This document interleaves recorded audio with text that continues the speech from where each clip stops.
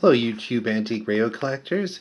This is the 1939 40 Canadian General Electric Commentator model KM52. It's finished, it's put together. I just did a little bit of polishing on the cabinet. I'm talking about a little bit. This is how it looked.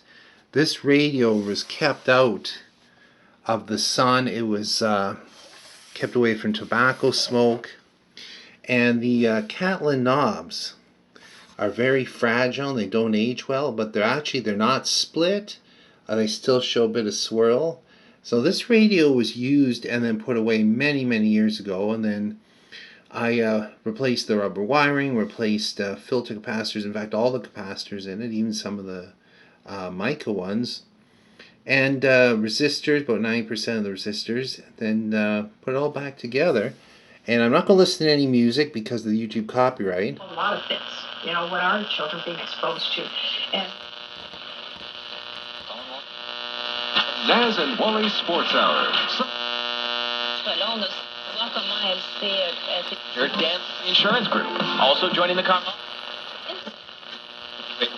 so you can enjoy your true. Picks up lots of stations.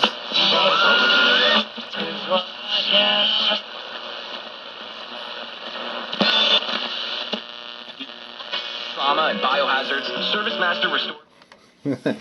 This radio's a bit of a biohazard with all the lead solder in it, but it's contained. I got a 4-foot wire on it. I pick up lots of antennas. Unfortunately, with all the LED lighting these days, you get a lot of noise on the AM band. And I've noticed that. I've actually proved that by shutting every light off in the place, and the noise goes way down. But I'm also across the street from hydro towers. That doesn't help.